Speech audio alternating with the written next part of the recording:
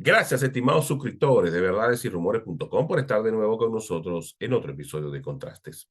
Aunque pareciera un exceso pedir este comportamiento a ciertos sectores de la oposición, frente a lo que bien es necesario actuar con inteligencia, desprendimiento y visión de país. No es el momento para pensar en caprichos e intereses personales y mucho menos para cálculos políticos. A veces asombra cómo para algunos liderazgos son más importantes sus intereses, resquemores y caprichos que trabajar sin condiciones para construir la mayor unidad posible. Lo que viene es un camino lleno de trampas y obstáculos. En el chavismo no juegan carritos a la hora de defender sus privilegios y el secuestro del poder. De ahí que la necesidad de actuar con inteligencia, desprendimiento y visión de país no solo es una tarea para la dirigencia política, sino también para los ciudadanos. Los venezolanos deben estar alertas porque el régimen intentará engañar a través de sus candidatos títere y fragmentar el voto opositor.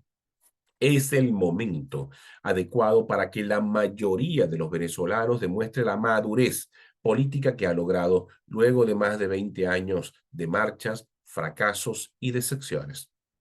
En el caso de los liderazgos opositores es pertinente concertar un pacto político para ganar, pero también para una transición exitosa. Un pacto como este sería la mejor muestra de inteligencia, desprendimiento y visión de país.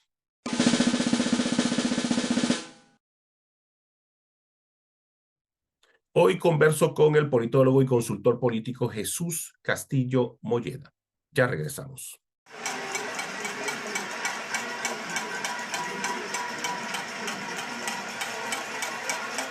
Independencia y pluralidad son parte esencial de los medios de comunicación. Por eso, desde hace 10 años, nuestra filosofía en Verdades y Rumores se basa en independencia y pluralidad. Creemos en denunciar la corrupción y arbitrariedades del chavismo, pero también creemos en denunciar las atrocidades de algunos opositores. Creemos que una verdad, por más dura que sea, es más saludable que una mentira prefabricada. Somos un diario digital al servicio de la verdad en Venezuela. Somos un medio dedicado a defender la honestidad y los valores de nuestra patria. Somos Verdades y Rumores, 10 años al servicio de Venezuela.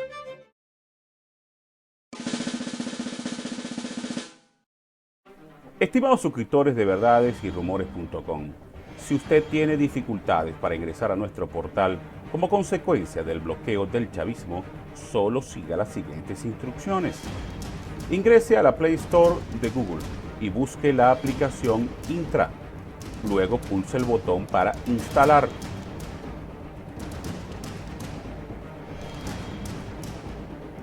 Una vez instalada, pulse el botón Abrir y siga las explicaciones que le da la misma aplicación. Una vez Intra esté activa, usted podrá ingresar sin problemas a Verdades y Rumores.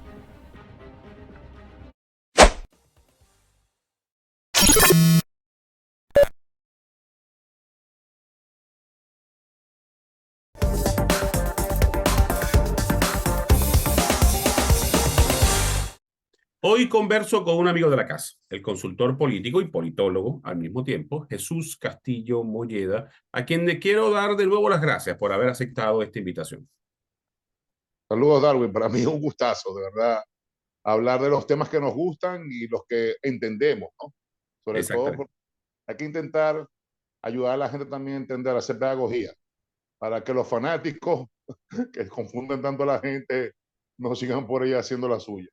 Así es, así es. Jesús, quiero comenzar con las primarias, con la primaria presidencial. ¿Cuál es tu evaluación hasta ahora, no solo de la organización, sino de la disposición o el comportamiento de la oposición frente a este evento?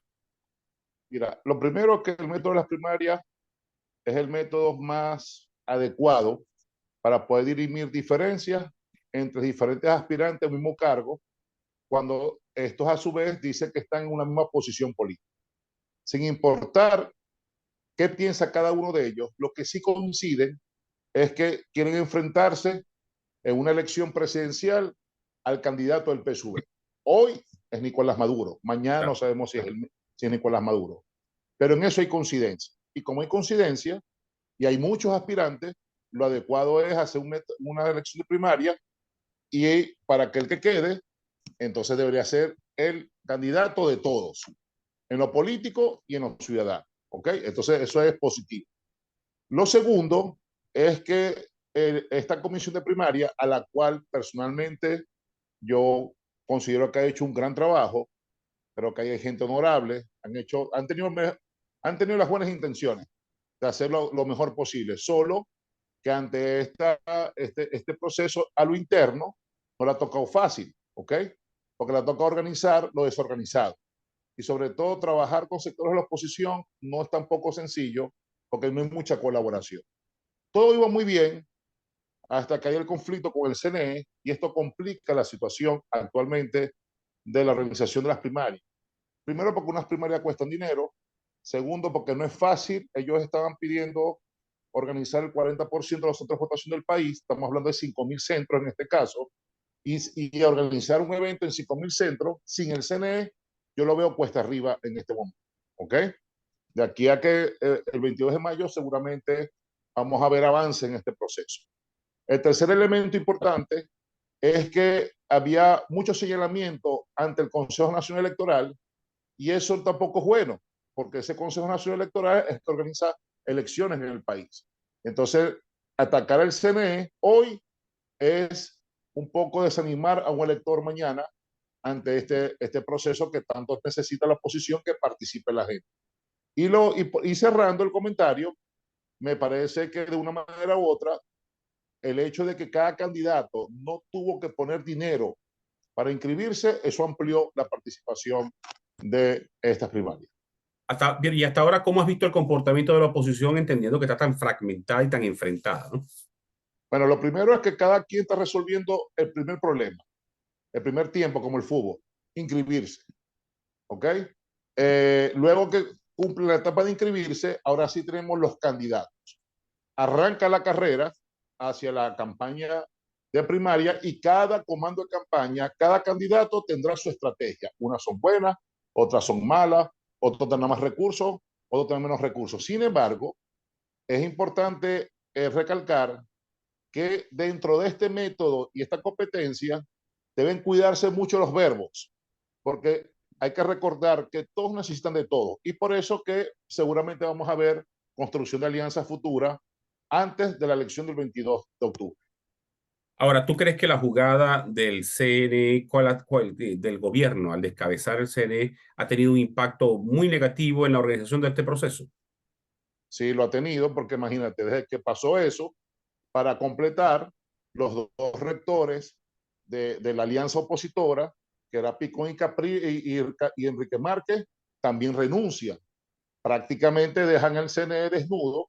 En la comisión de la Asamblea Nacional dice que en 70 días va a haber unas nuevas autoridades y dentro de la comisión de elección ponen nada más y nada menos que la señora Cilia Flores, jugando, por supuesto, al tema psicológico social de darle al CNE como que mucha más ratificación, que eso lo tiene el control del gobierno.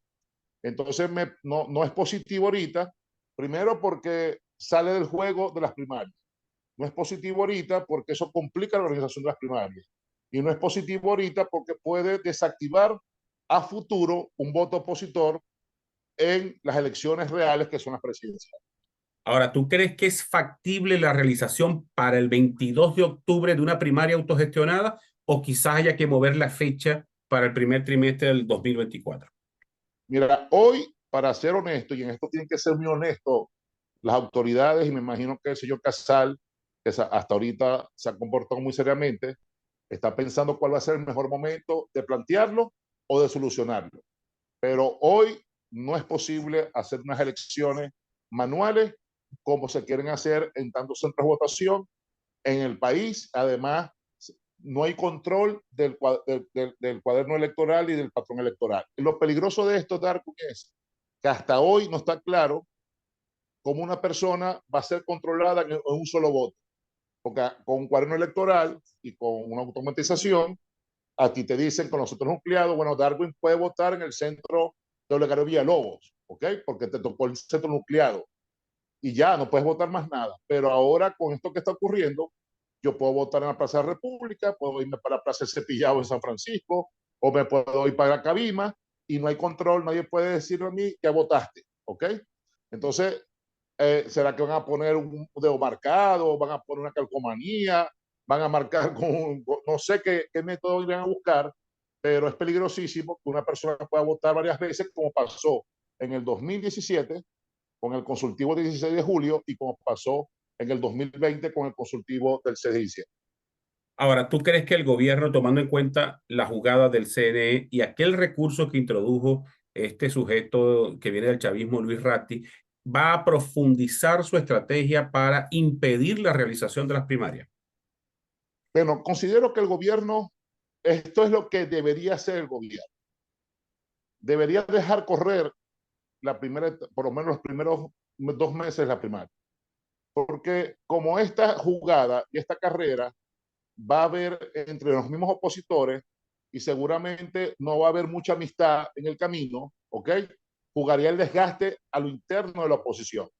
Luego, observando si buscaron recursos, si tienen un apoyo técnico de un software que hizo por lo menos la Universidad Central de Venezuela, podría ser un software sorpresivo para poder ayudar al proceso de elecciones, que hay mucha gente inteligente o mucha gente puede ayudar en este proceso, no lo sabemos. Entonces el gobierno irá evaluando cómo va el comportamiento para no quebrar las primarias, porque también el gobierno necesita vender afuera democracia, participación, necesita decir al mundo también que aquí hay un poco de participación electoral y que las primarias además es un método de elección importante en la democracia. Ahora, tomando en cuenta que varios candidatos están inhabilitados, principalmente el caso de Enrique Capriles, ¿tú crees que ese tema será discutido? ¿Podrán levantar las inhabilitaciones? Mira, ese tema está siendo discutido a diario, porque a pesar que la mesa de diálogo se quitó de México, no hay que ser tan inocentes para no entender que el gobierno y oposición en diferentes ambientes hablan todos los días en Venezuela, ¿ok?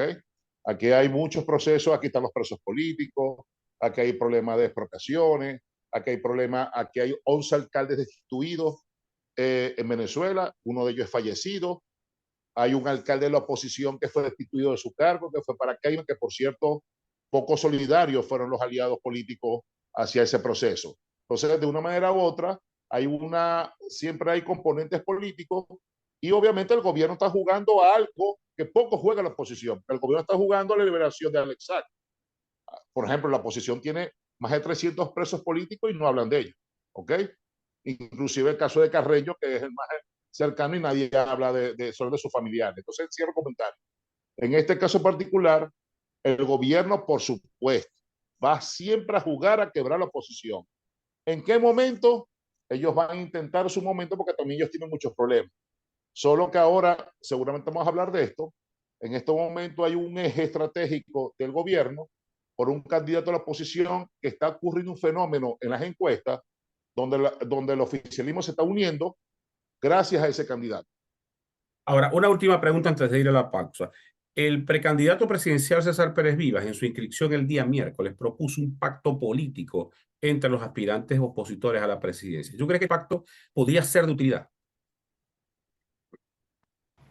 Muy positivo, al igual que lo está haciendo el candidato de Acción Democrática, Carlos Prosperi. Son las únicas dos personas que han hablado de una unidad sólida, inclusive en trabajar juntos para que el candidato que quede sea muy fortalecido para el proceso que viene. Esa propuesta de César Pérez Vivas es bienvenida, al igual que la de Prosperi. Me parece que es madura, me parece que es consciente y me parece que es incluyente. Tenemos que hacer una pausa, Jesús. Al regreso quiero que hablemos de los tres principales candidatos presidenciales de la oposición: María Corina Machado, Manuel Rosales y Enrique Capriles, y de la unidad, de la posible unidad en torno al chavismo. Hagamos una pausa, ya regresamos.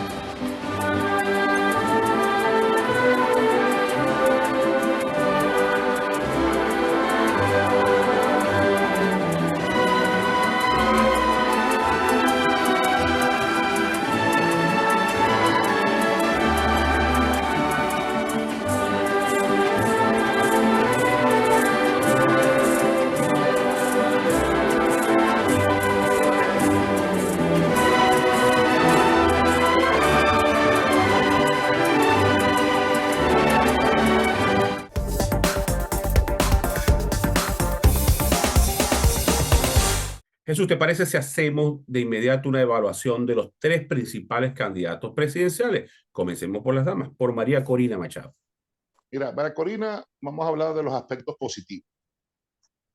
Tiene 20 años en política, ha mantenido un discurso radical ante el gobierno y es la única que hoy promete como justicia en caso de que ella llegue a ser presidente. Está aprovechando un gran momento país ante la decepción de los ciudadanos de la clase política tradicional y ella está captando a los desertores de los partidos políticos de oposición, ella está captando además a los desertores de Voluntad Popular y ella está de una manera u otra reanimando a un sector que estaba desconectado de la política en Venezuela. ¿Okay? Eso quiere decir que por lo menos el 15% de los partidos políticos de oposición van a sentir un desgarre o una manifestación de su dirigencia que se va a ir para momentáneamente para María Corina Machado. Lo negativo de María Corina hoy es que ella tiene que manejar los tiempos del discurso. Me imagino que su comando de campaña y su equipo comunicacional lo están haciendo. ¿Por qué? Porque, por otro lado, cuando uno encuesta, Darwin, los venezolanos no quieren más sangre, los venezolanos no quieren marcha, los venezolanos no quieren confrontación, los venezolanos lo que quieren es vivir lo más tranquilos posible. ¿Ok? Entonces el discurso que voy por Maduro, el discurso que te voy a meter preso, ese discurso no cala mucho en el tiempo. Ahorita es atractivo, pero en el tiempo no va a ser atractivo. Lo otro que debe cuidar María Corina es que ella también ha hecho el mismo discurso hacia sectores opositores. Y tienen que recordar que ella sola, ni ella, ni ningún candidato en solitario Darwin podría vencer al gobierno. Entonces ella está dividiendo a la oposición que necesita ella que la apoye, ¿ok? Y están uniendo al chavismo, porque a decir que voy por la cabeza de todos, obviamente el chavismo entre sí se termina uniendo para defenderse de ese adversario que le viene encima. El otro problema que tiene María Corina es que depende de una infraestructura electoral que no es de ella, ¿ok? Y eso es peligroso porque muchos cuenteros pueden decir, tengo este contacto, tengo esto, te voy a cubrir esta votación, y al final no se cumple esa meta. ¿Qué quiere decir? Que María Corina hoy depende de la alta motivación de un voto espontáneo de un elector en unas primarias, realmente participa no más del 15% de los electores contra una estructura electoral de los otros candidatos que seguramente van a utilizar todos sus métodos para también defenderse en un proceso electoral interno. Concluyo diciendo, hoy María Corina está de moda. Hoy María Corina es la principal candidata que atrae al elector opositor para estas primarias. Solo que el 75% de los venezolanos hoy no están conectados con las primarias. No saben qué es primaria y no están conectados con este proceso. Cuando le preguntan a uno en las encuestas, ellos hablan de la elección 2024. No están claros con la elección 2023. Entonces, si eso es así, quiere decir que María Corina podría no causar un efecto positivo y motivacional en el elector que ella necesita. Inclusive estamos viendo que en el exterior parece que no hay tanta motivación en inscribirse en este proceso electoral de las primarias. Ahora, evaluemos a Manuel Rosales. Bueno, Manuel no tiene nada que perder, porque en este caso Manuel, si va a las primarias, ¿ok? Y no gana, se devuelve la gobernación del sur. Le daría una oportunidad, un nuevo tiempo de hacer sus acercamientos y alianzas entre PJ, el Partido Futuro y seguramente la Fuerza Vecinal. Manuel Rosales es un líder del Zulia, no es un líder fuerte en Venezuela, y eso él tiene que reconocerlo y seguramente lo reconoce. Además tiene una gran debilidad, que hoy en día su gestión del Zulia no es buena, es muy débil, ¿ok? Tanto la de él como de los alcaldes aliados del Zulia. Quiere decir que su carta de presentación hoy no es la mejor. Sin embargo, tiene algo positivo, que es conocido. La gente sabe quién es Manuel Rosales. Tiene otra cosa positiva, que tiene más de 70 años, ya tiene madurez en lo que se quiere en política. Tiene algo positivo, que de una manera u otra tiene un partido político que a pesar que se la ha desangrado un poco en los últimos días, sigue siendo sólido en el estado Zulia. Y tiene algo también que es importante en este proceso, que tiene alianza con otras organizaciones políticas. Si Manuel Rosales llegase a ganar, una primaria, iría por una presidencial y si pierde se devolverá a la gobernación, al menos que sea una mega elección. Pero en este momento Rosales no tendría nada que perder si él termina participando en este proceso. Ahora evaluemos a Enrique Capriles. Bueno, Capriles es el candidato más idóneo para enfrentar en este momento a María Corina. Además, es el candidato más idóneo para enfrentar también a futuro al gobierno nacional. ¿Y por qué digo esto? Capriles, además que tiene una carrera política desde muy joven, diputado, alcalde, gobernador y 2 veces candidato presidencial, ya es conocido en Venezuela. Él tiene que aclarar esa duda razonable de que en el 2013 le entregó la presidencia. Eso no es verdad. Cuando nosotros hemos hecho los análisis de las actas de votación del 2013, el comando de campaña de Capriles lamentablemente no contó con el 100% de esas actas para demostrar si ganó o finalmente perdió. Entonces, eso es un mito que se tiene en ese momento. Y Capriles, de una u otra manera, tiene la capacidad de recorrer el país y tiene, en este caso, que construir un nuevo discurso de enamoramiento para el sector político. ¿Qué quiere decir? Que Capriles tiene hoy la oportunidad de volver a renacer, solo que tiene la debilidad que está inhabilitado. Y es muy peligroso para la comisión de primaria que un candidato con posibilidades de ganar una primaria no está habilitado para ser candidato real de la oposición. Esa es otra de las debilidades que tiene la comisión de primaria que va a tener que resolver en el camino. Entonces la lógica diría que entre Capriles, Manuel Rosales, Henry Falcón y el partido Fuerza Vecinal hay una alianza para apoyarse unos a los otros y eso por supuesto constituiría una fuerza importante en estructura electoral y movilización del voto para el momento de la elección de las primarias, lo que se constituiría en Venezuela algo interesante, estructura política versus el voto espontáneo de María Corina contra las estructuras políticas de esta alianza de estos partidos políticos y de estos candidatos. Ahora hablemos del chavismo, Jesús. ¿Hay unidad plena en el chavismo en torno a Maduro o es posible No, que haya otro candidato presidencial por parte del PSUV? bueno, la unidad en el chavismo no es real. Primero, tienen 24 años en el poder y con la acción reciente del tema de la corrupción, hirieron a muchas personas en el camino y además frenó a otros actores que de una manera u otra se estaban beneficiando de estar en el gobierno. Las bases del chavismo están ahorita pasando problemas económicos, ya los recursos no llegan como antes, los claros no llegan como antes, los beneficios no llegan como antes, y hay un sector de las Fuerzas Armadas que también la están pasando muy mal, en los comandos, la alimentación, los uniformes, los salarios, y los salarios de la administración pública son muy débiles. Entonces, de una u otra manera, hay un enfrentamiento interno por luchas de poder, pero también tiene algo positivo el PSUV, que tiene la mayoría de los alcaldes, la mayoría de los gobernadores, la mayoría de los diputados del Consejo Legislativo, la mayoría de los concejales y la mayoría de la Asamblea Nacional.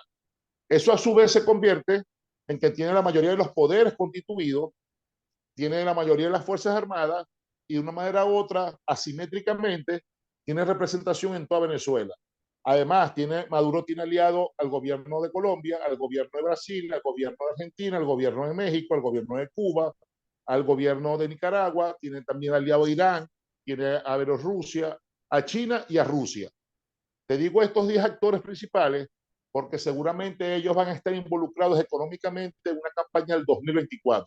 Entonces, lo que obligaría a los alcaldes, gobernadores y a los que quieren ser reelectos en su proceso o electos a unificar esfuerzos, en este caso con Maduro. La única ficha fuera de Maduro real que se tiene es la de Rafael Lacaba, y nosotros de Polianalítica, cada vez que hemos medido Lacaba a nivel nacional, no es fuerte. Lacaba es un representante, un líder regional. O sea, no sería el líder. Además, Lacaba cambió el logo del PSUV por un murciélago. Tuvo ese atrevimiento. Entonces no es tan líder dentro del PSUV como si lo es Maduro o Diosdado Cabello. Solo que Diosdado Cabello no es popular hacia la gente. Lo que es popular hacia lo interno del PSUV. Concluyo. María Corina hoy une al chavismo y desune a la oposición, a lo interno de la lucha política. ¿Ok? porque María Corina es la gran amenaza a la oposición actual y al gobierno que está en el poder. Ahora, a comienzos de año conversamos, en el mes de enero, y planteaste la posibilidad de mover el proceso electoral al 2025. ¿Tú crees que esa posibilidad cobra mayor fuerza en la actualidad o en los próximos meses? Sí tiene lógica, porque la economía venezolana está muy débil. Entonces, imagínate este escenario, o lo vamos imaginando. Y aquí el 22 de octubre la oposición sale medio arreglada, ¿ok? Hacia el candidato que venga. Una candidatura de unidad en la oposición, Darwin, quiebra al gobierno, porque la oposición hoy tiene 1.230.000 votos más que el chavismo unido. Esos son los datos de las elecciones del 21 de noviembre del 2021.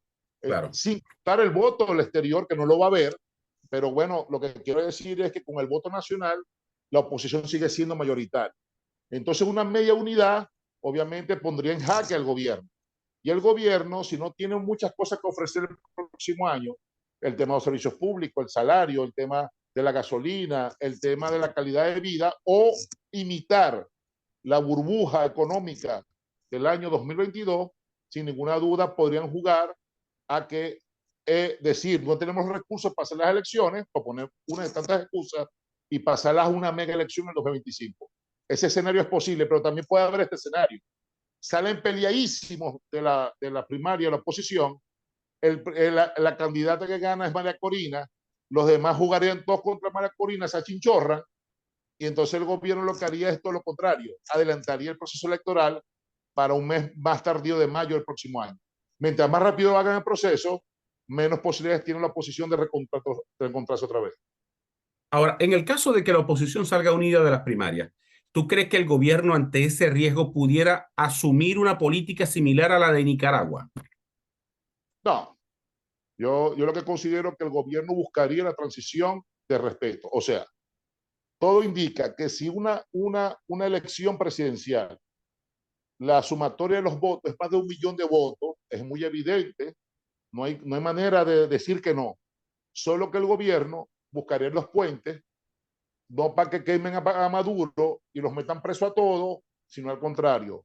Una transición sana, por ejemplo, el candidato Prosperi dijo algo sensato. Yo no quiero ser presidente en los próximos 5 años, 6 años. Yo en el tercer año de mi mandato llamaría una nueva elección de todos los poderes, ¿ok? Como yo soy el candidato a la transición, a eso me refiero. En este caso, si el gobierno se ve acorralado, va a buscar negociar una transición donde se respeten sus propiedades, su libertad, y obviamente ahí va a entrar los Estados Unidos a negociar con todos estos actores aliados al gobierno, y seguramente ese sería el camino. Lo que sí es cierto es que las encuestas hoy no apoyarían a una fulminación de una estructura política como el PSUV. Hay que recordar que si la oposición gana, va a ganar con la Asamblea Nacional todavía en manos del PSUV, con la mayoría de los alcaldes en manos del PSUV, la mayoría de los gobernadores en manos del PSUV y mucho más estructuras de poder en manos del PSUV.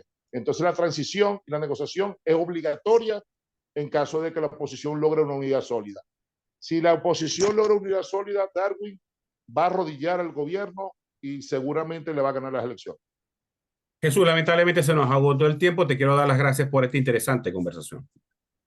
A ti, Darwin, todo el éxito a tu columna y a todo el esfuerzo que estás haciendo para informar de la política. Un abrazo, Darwin. Éxito. Un abrazo, Jesús. Y a ustedes muchas gracias por haber estado en la sintonía y nos vemos el próximo lunes con otra interesante entrevista.